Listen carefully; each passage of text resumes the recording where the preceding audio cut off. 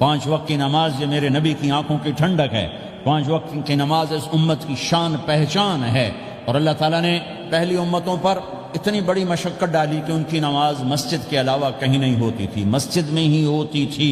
ہمارے لیے کتنی آسانی کر دی، جاب میں ہے مصلی بچھا نماز پڑھ، چلو مصلی بھی کوئی نہیں، زمین دیکھ اس پر کوئی گندگی تو کوئی نہیں ہے، بس زمین بھی تیرے لیے پاک ہے، چل نماز پڑھ۔ اور آسانی کر دی، پانی کوئی نہیں ہے کوئی بات نہیں، مٹی میں ہاتھ مار، منہ پہ مل، پھر ایک ہاتھ مار، یوں کر، چل نماز پڑھ، میں تیری قبول کروں گا۔ یہ کسی امت کے ساتھ یہ نہیں ہوا، انہیں وضو ہی کرنا تھا چاہے پانی 50 میل پر موجود ہو۔ اور ہمارے لیے پانی کوئی نہیں ہے، چلو تیمم، مٹی میں ہاتھ ہمارا یوں کیا، پھر ہاتھ ہمارا ایک یوں کیا ایک یوں کیا، چل بھائی اللہ اکبر قبول۔ عمار بن یاسر رضی اللہ تعالیٰ عنہ سفر میں تھے، ان کو نہانے کی ضرورت ہو گئی، نائٹ فال ہو گیا، تو انہوں نے سوچا کہ ویسے تو آدمی کو وضو کی ضرورت ہوتی ہے تو خالی منہ پہ ہاتھ مارا اور یوں کونیوں تک، لیکن مجھے تو غسل کی ضرورت ہے، تو خالی اس سے تو کافی نہیں ہوگا۔ تو انہوں نے کپڑے اتارے، اکیلے تھے، ریت کے اوپر کبھی یوں لیٹے کبھی یوں لیٹے کبھی یوں لیٹے، 3-4 دفعہ یوں یوں اور یوں رول ہوتے ہوتے پھر انہوں نے نماز پڑھی۔ آئے اللہ کے نبی کی بارگاہ میں، یا رسول اللہ مجھے رات کو نہانے کی ضرورت پڑ گئی، تو میں نے کہا وضو کے لیے تو خالی یہ 2 دفعہ کرنا کافی ہے، تو یہ تو نہانا تھا، تو میں تو ریت میں خوب رول ہوتا رہا۔ میرے نبی نے انما یکفیک ضربتان، ارے سیدھے بندے عمار، اس کے لیے بھی اتنا ہی کافی تھا کہ تو یوں کرتا اور یوں کرتا اور تو پاک ہو جاتا۔ اللہ نے اس نبی کے طفیل، اس محبوب مصطفیٰ صلی اللہ علیہ وسلم کے طفیل، اللہ نے کیا کیا سہولتیں اور آسانیاں ہمیں عطا فرمائیں۔ پھر نماز 4 کی 2 رکعت کر دی کہ بھئی تم مسافر ہو 2 پڑھو، روزے میں سفر میں روزہ معاف کر دیا، بعد میں رکھ لینا، بعد میں رکھ لینا، قضا کرنے کا حکم، بالکل چھوڑنے کا نہیں۔ اور کہا کہ بھائی مریض ہو چھوڑ دو، مسافر ہو چھوڑ دو، اور نماز 2 رکعت کر دو، سنتیں چھوڑ دو۔ ابن عمر رضی اللہ تعالیٰ عنہ بیٹھے تھے تو انہوں نے 2 رکعت پڑھ کے بیٹھ گئے، تو ان کے خادم نے کہا سنت نفل نہیں پڑھو گے؟ کہا اگر پڑھنا تو 4 فرض پڑھتا میں، میرے اللہ نے معافی دے دی تو میں کیوں پڑھوں؟ میرے نبی نے سفر میں سنتیں نہیں پڑھی کبھی، اپنی امت کو سہولت دینے، فجر کی سنتیں 2 پڑھتے تھے، اس کے علاوہ سنتیں نہیں پڑھی تاکہ میری امت کو سہولت ہو، آسانی ہو۔ ایک دفعہ بارش ہو رہی تھی اور کوئی جگہ نہیں تھی نماز پڑھنے کے لیے، تو آپ نے اپنی اونٹنی کو آگے کیا اور اس پر بیٹھ گئے، بیٹھے ہی تھے، پیچھے صحابہ نے اونٹنیوں پر ہی صفیں بنائیں، اور یہ نماز اونٹنی پہ بیٹھ کر ادا کی گئی بارش کے اندر۔ نماز اونٹنی کے اوپر نماز بھی ہو گئی، رکوع بھی ہو گیا، سجدہ بھی ہو گیا، سلام بھی ہو گیا۔ پہلی امتوں کے لیے نہیں تھا، سجدہ ہی کرنا پڑے گا۔ یہ اللہ کے محبوب مصطفیٰ صلی اللہ تعالی علیہ وسلم کی طفیل، میرے اللہ نے ہم پہ فضل و احسان کیا، تو میرے نبی کی زندگی میں عبادات میں نماز سب سے اعلیٰ نظر آتی ہے، سب سے نمایاں نظر آتی ہے۔ اور پھر بازار میں، گھر میں، دفتر میں، ماحول میں میرے نبی کے اخلاق، یہ زندگی کا دوسرا روشن پہلو ہے۔ میرے نبی کی ساری زندگی 2 لفظوں میں آتی ہے، عبادت اخلاق، عبادت اخلاق، یا 2 اور لفظ، حقوق اللہ حقوق العباد، حقوق اللہ حقوق العباد۔ حقوق اللہ میں نماز سب سے اعلیٰ، اور حقوق العباد میں لوگوں کی برداشت کرنا، لوگوں سے درگزر کرنا، معاف کرنا، جھوٹ سے بچنا، دھوکے سے بچنا۔ میرے نبی سے پوچھا گیا یا رسول اللہ مسلمان کنجوس ہو سکتا ہے؟ ہم نے کہا ہو سکتا ہے۔ یا رسول اللہ مسلمان کمزور ہو سکتا ہے، بزدل ہو سکتا ہے، ڈرپوک ہو سکتا ہے؟ آپ نے کہا ہو سکتا ہے۔ یا رسول اللہ مسلمان جھوٹ بول سکتا ہے؟ آپ نے کہا نہیں، جھوٹ نہیں بول سکتا، جھوٹ نہیں بول سکتا۔ ہاں، الا لعنت اللہ علی الکاذبین، جھوٹوں پہ اللہ کی لعنت۔ اس لعنت کے ساتھ 400 پاؤنڈ بچا لیے، 4000 بچا لیے، 4 ملین بچا لیے، 4 بلین بچا لیے، 4 ٹریلین بچا لیے، ساری دنیا کو بچا لیا، اور اوپر اللہ کی لعنت پڑی تو اللہ کی قسم گھاٹے کا سودا ہے۔ اور سچے ہو گئے، سچ بولا، یہ میں 100 پاؤنڈ کماتا ہوں، لے لو جو لینا ہے اس میں سے، یہ میں 1000 پاؤنڈ کماتا ہوں، لے لو جو لینا ہے، یہ میں 50,000 پاؤنڈ کماتا ہوں، لے لو جو لینا ہے، کہ مسلمان کی زبان سے جھوٹ نہیں نکلتا، سچ ہی بولتا ہے۔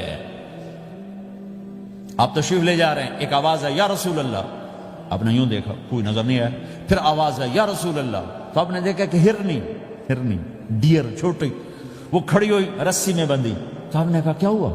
کہا جی آپ کا صحابی مجھے پکڑ کے لایا ہے، میرے چھوٹے چھوٹے بچے بھوک سے رو رہے ہوں گے، آپ مجھے چھوڑ دیں، میں بچوں کو دودھ پلا کے واپس آ جاتا، مجھے پتا ہے میرے اللہ کی تقدیر میرے بارے میں کیا ہے۔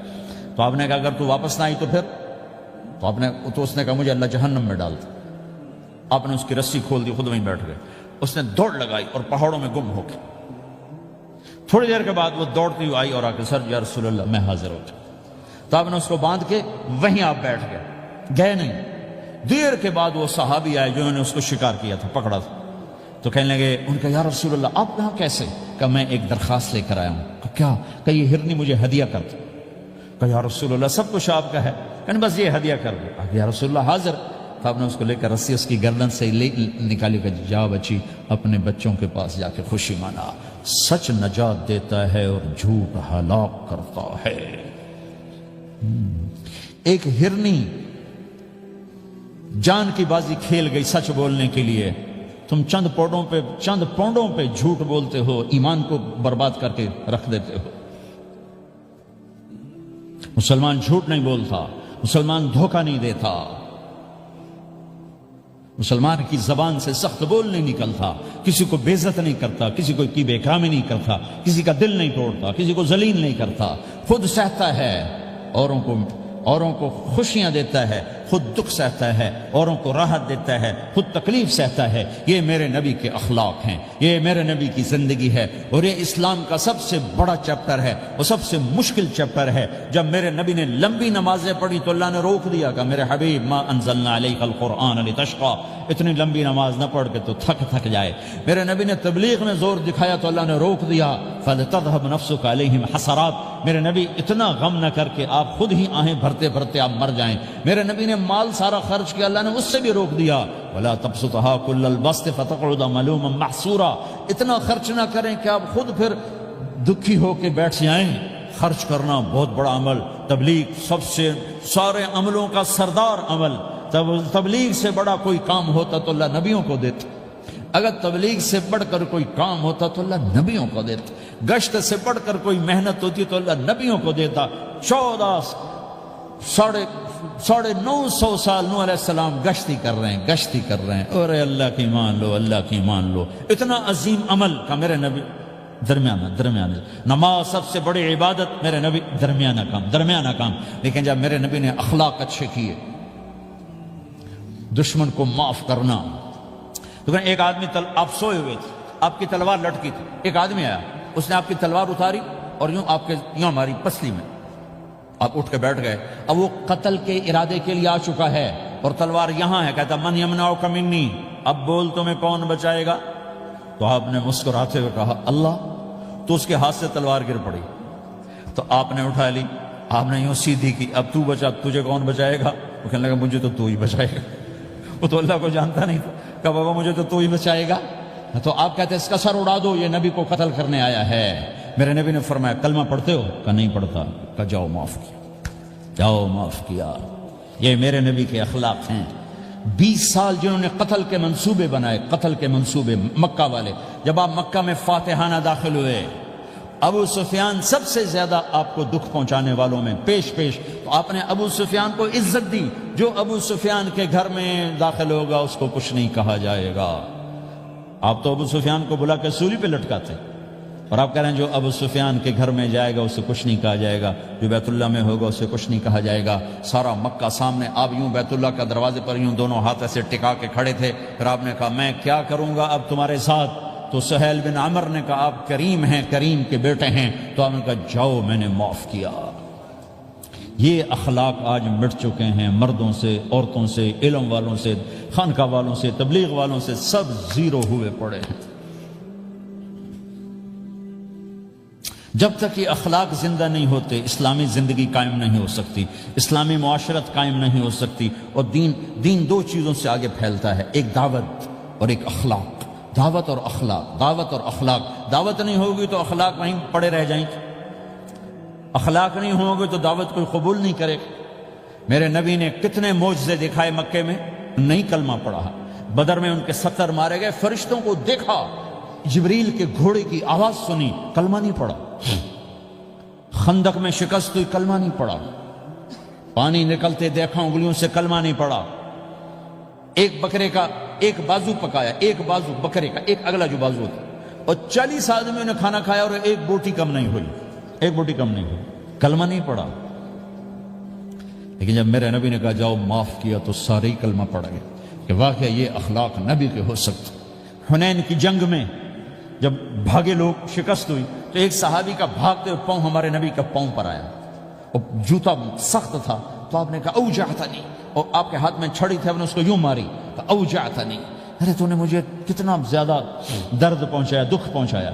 وہ بیچارے پگھل کے رہ گئے اور پریشان ہو گئے، اور فرماتے ہیں سارا دن میں پریشان، ساری رات پریشان کہ اللہ کے نبی کو میں نے تکلیف پہنچائی، اب میرا کیا بنے گا.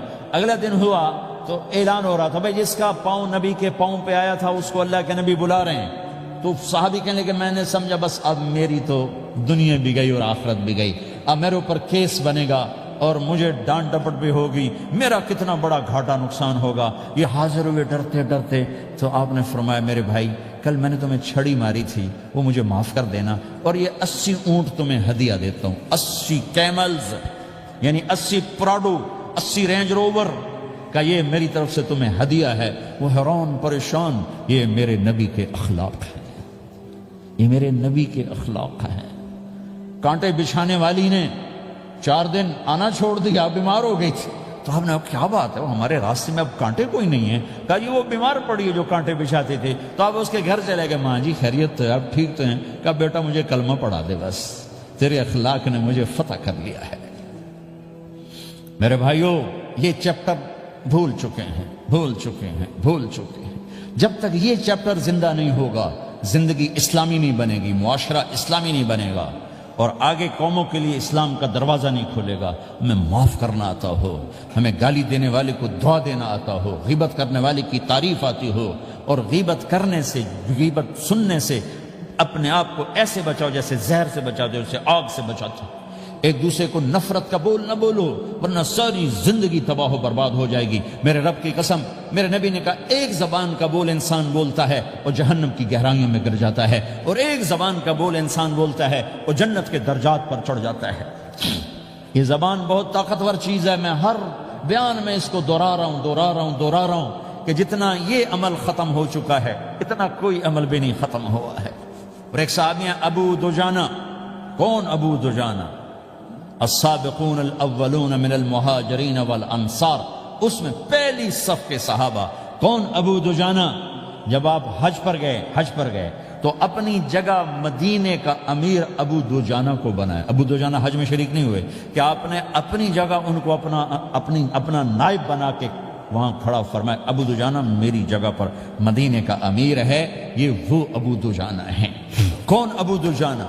جو جنگ بدر سے لے کر آخری حج تک ہر سفر میں شریک ہیں، ہر سفر میں شریک ہیں. ان کی ایک بات میں بتانا چاہتا ہوں، پہلے تھوڑی سی ان کی ہسٹری بتانا چاہتا ہوں. کون ابو دجانہ؟ احد کی جنگ میں آپ نے تلوار اٹھائی، کہا اس تلوار کو کون لے گا؟ کئی صحابہ کھڑے ہو گئے. آپ نے کہا اس تلوار کا حق کون ادا کرے گا؟ سارے بیٹھ گئے. 3 آدمی کھڑے رہے، ایک زبیر بن عوام، ایک عمر بن خطاب، ایک ابو دجانہ.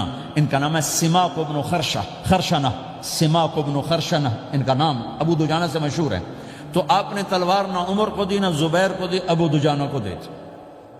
تو عمر رضی اللہ عنہ نے تو محسوس نہیں کیا، حضرت زبیر نے محسوس کیا کہ اس کو کیوں دی، مجھے کیوں نہیں دی؟ میں مہاجرین میں سے ہوں، میں پھوپھی کا بیٹا ہوں، میں اس سے دلیری میں کم نہیں ہوں. بلکہ حضرت زبیر کی دلیری کی تو دھک تھی، جدھر سلوار چلتی تھی کاٹتی چلی جاتی تھی. کہنے لگا میں دیکھوں گا یہ کیا کرتا ہے. تو ابو دجانہ کے پیچھے پیچھے زبیر ہو لیے. تو ابو دجانہ نے جو حملہ کیا تو 3000 کا لشکر تھا، اس کو چیر کے پار نکل کے، پورے لشکر کو کاٹ کے پار نکل کے.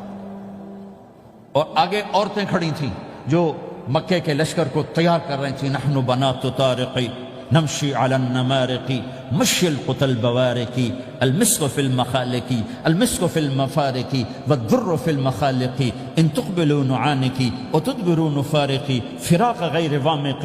یہ گانا گا رہی تھیں اور ان کو تیار کر رہی تھیں. تو جب ابو دجانہ کی تلوار نظر آئی تو سب بھاگی.